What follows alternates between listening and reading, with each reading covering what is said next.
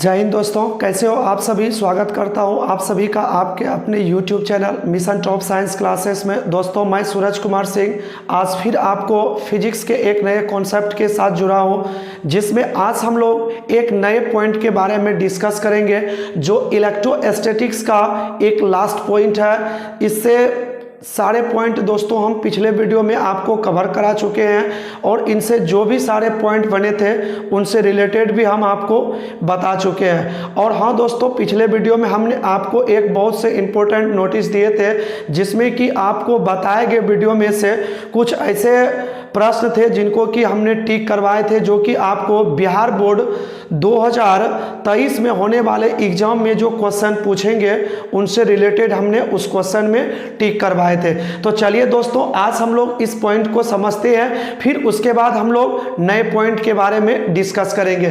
तो आज का पॉइंट है दोस्तों हम लोगों का कंडक्टर एंड कंडेंसर। कंडक्टर जिसका मतलब होता है दोस्तों चालक, और कंडेंसर का मतलब होता है संधारित्र।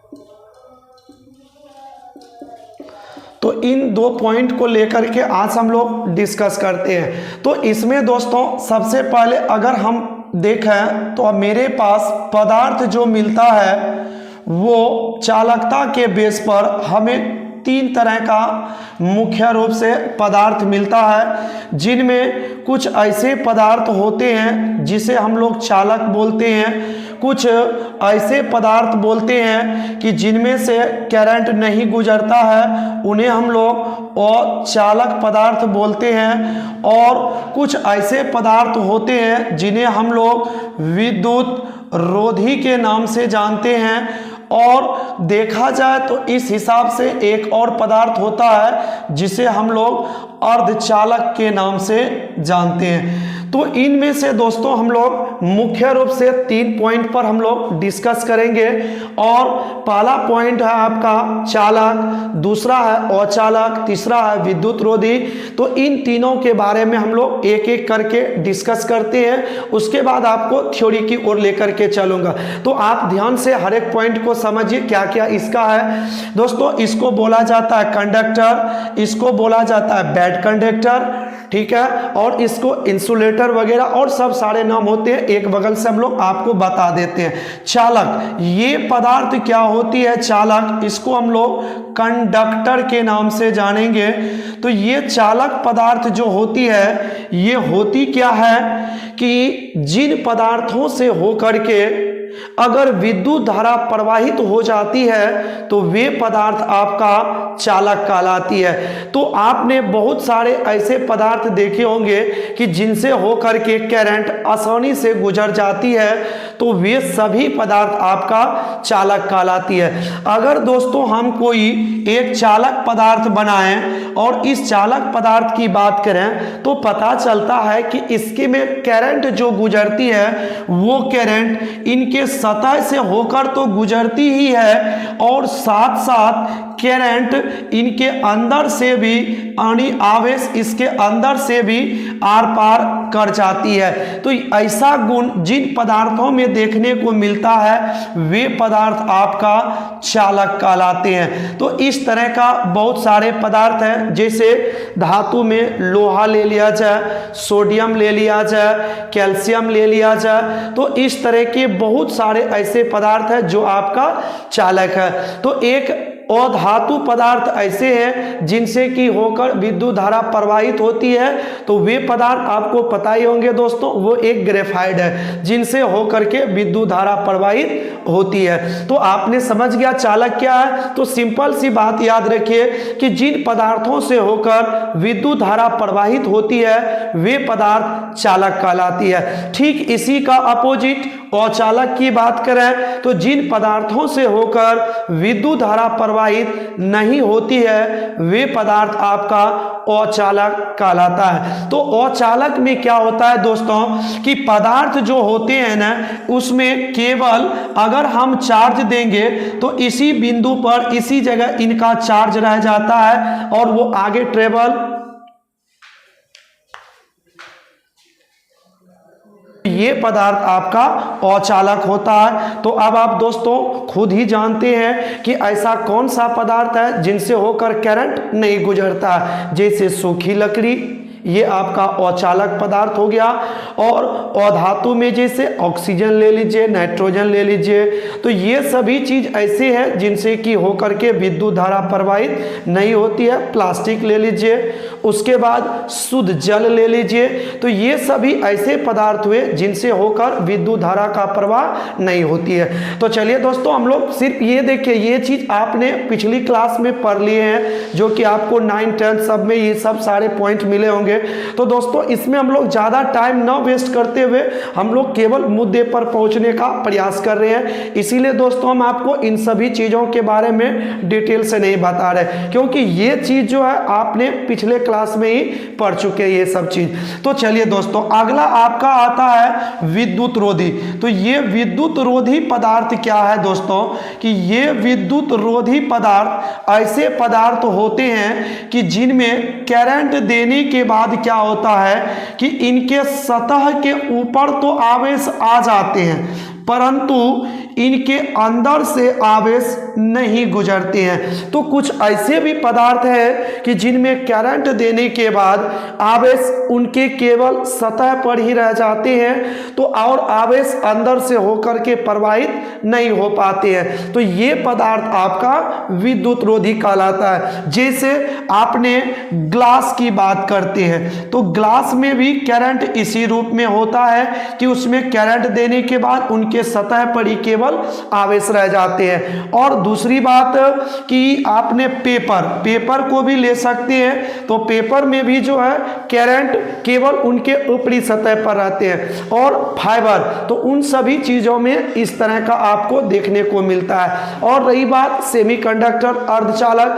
तो इसमें दोस्तों पता ही है कि ये अर्धचालक जो होती है, वे पदार्थ जिसकी चालकता चालक और अचालक पदार्थों के मध्य होती है, बीच होती है, वे पदार्थ आपका अर्धचालक होती है। तो इसमें जो था ये आपका मुख्य रूप से 4 हुआ, चालक, अचालक, विद्युत रोधी और अर्धचालक। ये 4 पदार्थ है जिनके बारे में हमने आपको कुछ थोड़ी सी बेसिक नॉलेज दे दी। तो चलिए दोस्तों, हम लोग जानते हैं नेक्स्ट पॉइंट। इसके बाद कौन सा पॉइंट आता है आपका, तो इसके बाद आपका दोस्तों आता है capacity of conductor, capacity of condenser, capacity of condenser, capacity of condenser, जिसमें पहले हम लोग जानते हैं कंडेंसर पढ़ने से पहले मेरा पहला काम कि इसमें दोस्तों बताइए कि हम चालक पदार्थ के बारे में जानने से पहले हम एक बर्तन बना लेते हैं, और इस बर्तन में हम लोग आपको कहेंगे कि इसमें आप जल भरिए।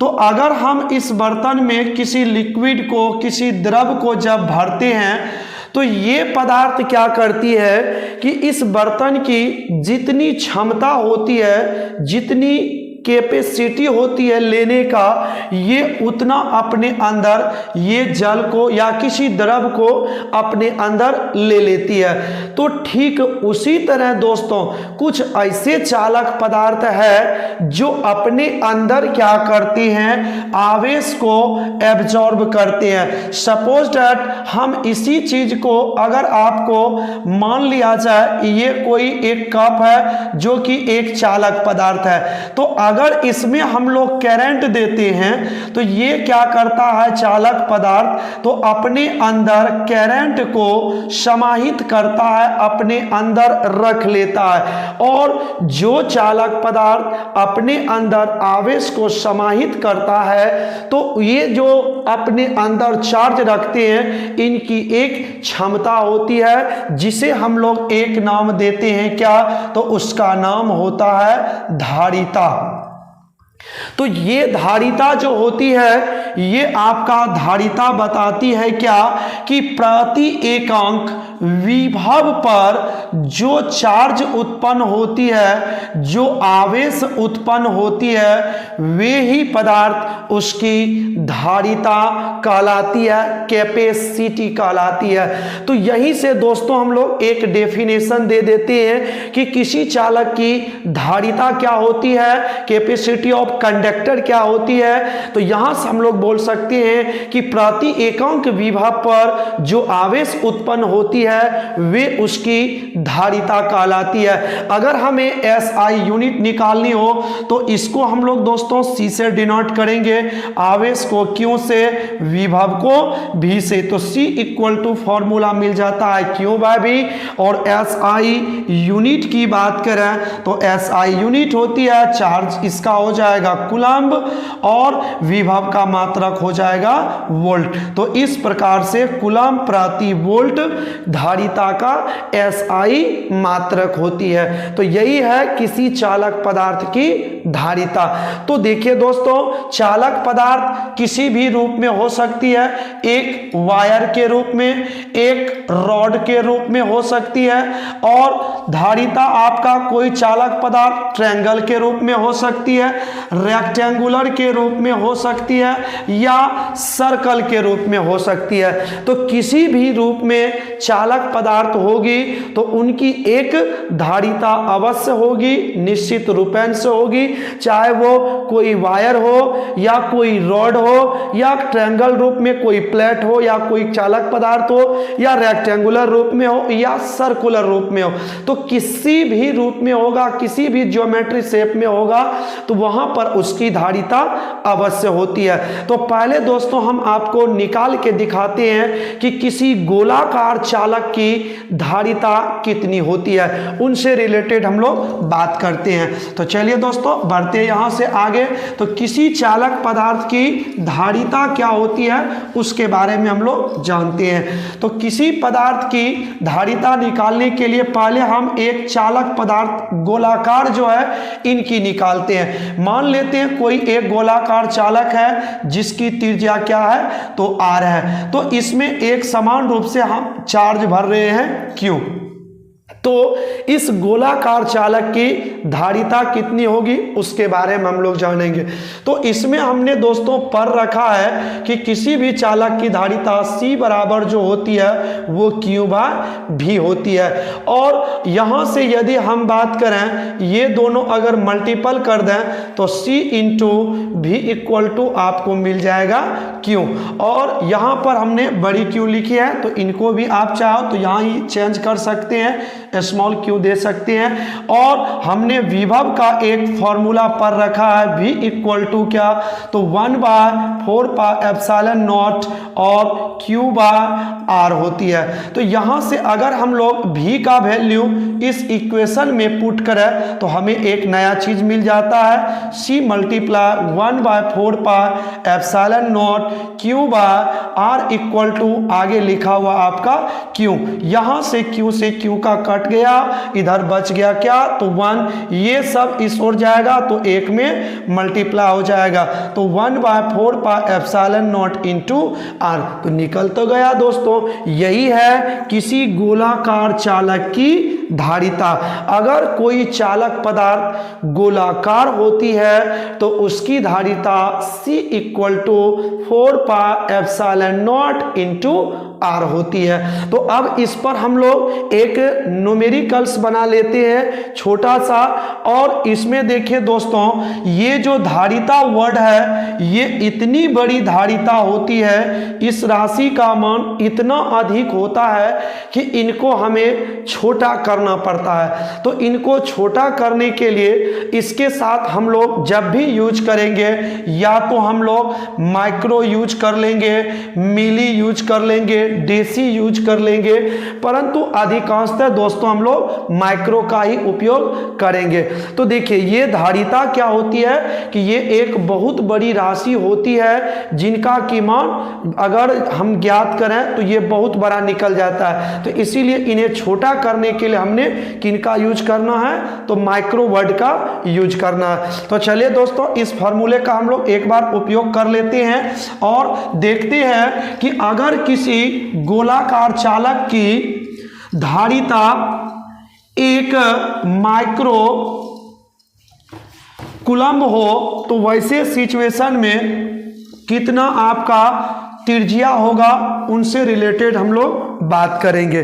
तो किसी चालक की धारिता 1 माइक्रोफैराड रखते हैं, तो मान लेते हैं ये एक गोलाकार चालक है और इस गोलाकार चालक की धारिता की बात करें तो अभी इस गोलाकार चालक की धारिता C जो है वो दिया गया आपका 1 माइक्रोफैराड। ठीक है दोस्तों, इसके बारे में तो हम आपको बता ही नहीं। चालक की धारिता जो होती है, ये धारिता आपका यूनिट देता है क्या, तो कूलम्ब प्रति वोल्ट या फैराडे। फैराड या फैराडे हम लोग बोलते हैं, फैराड भी होती है इसका SI यूनिट धारिता का। तो यहां से हमने देखे एक बहुत कम राशि ली है, यानी धारिता 1 माइक्रो फैराड। तो ऐसे सिचुएशन में देखेंगे कि इस गोलाकार चालक की रेडियस कितनी है, क्या आप इनकी जो त्रिज्या निकलेगी क्या उतना बड़ा आप चालक बना सकते हो या नहीं बना सकते हो, आप हमको बताना। तो देखिए इसमें हम लोग दोस्तों C इक्वल टू एक फॉर्मूला पर रखा गोलाकार चालक के लिए, C equal to 4πε0 into R। इस चीज को दोस्तों इस ओर भेज दीजिए तो C/4πε0 इक्वल टू बचेगा क्या, R। तो C का वैल्यू देख लीजिए, आपका लिखा हुआ है 1 माइक्रोफैराड। आपको पता होगा कि यदि हम यहां से माइक्रोवर्ड को हटा दें तो 10 के पावर -6 फैराड लिखना पड़ेगा। तो यहां से इस चीज को एक बार और हम दोस्तों ब्रेक कर लेते हैं। तो 1/4πε0 into C equal to R। तो इसका वैल्यू हमने पर रखा है 9 गुने 10 के पावर 9 इंटू C का मान आपका हो गया 1 × 10⁻⁻6 इक्वल टू R। तो यहां से हम देख लेते हैं, तो यहां 9 में ये 6 घट जाएगा तो आपका बच जाएगा 10 के पावर 3। तो अगर हम इसको गुना करेंगे तो R इक्वल टू हमें 9000 निकल जाएगा इतना मीटर। तो आप अगर सोचें कि आपको अगर 1 माइक्रोफैराड का धारिता दिया हुआ है तो उससे गोलाकार चालक जो बनेंगे उसकी त्रिज्या कितनी होगी, तो 9000 मीटर, जिसे आप किलोमीटर में कन्वर्ट करेंगे तो 9 किलोमीटर निकलेगा। तो क्या दोस्तों इतनी बड़ी त्रिज्या बनाना और इतनी बड़ी त्रिज्या का कोई गोलाकार चालक बनाना संभव नहीं होती है। तो इसीलिए हम लोग दोस्तों जब भी धारिता आती है तो उन्हें हम छोटा करने के लिए माइक्रो जैसे वर्ड का यूज कर लेते हैं। तो शायद आपको ये पॉइंट क्लियर हो गया होगा कि धारिता जो होती है एक बहुत बड़ी राशि है, जिन्हें छोटा करने के लिए हम माइक्रोवर्ड का यूज कर लेते हैं। क्योंकि हमने देखे यहाँ पर दोस्तों कि धारिता यदि 1 माइक्रोफैराड लेते हैं तो उसकी त्रिज्या 9 किलोमीटर होती है, जो कि इतने बड़े चालक बनाना संभव नहीं होती है। तो चलिए दोस्तों, तो आप ये पॉइंट समझ गए होंगे अच्छी तरह से। तो आज का वीडियो आपको कैसा लगा कमेंट बॉक्स में जरूर बताएंगे।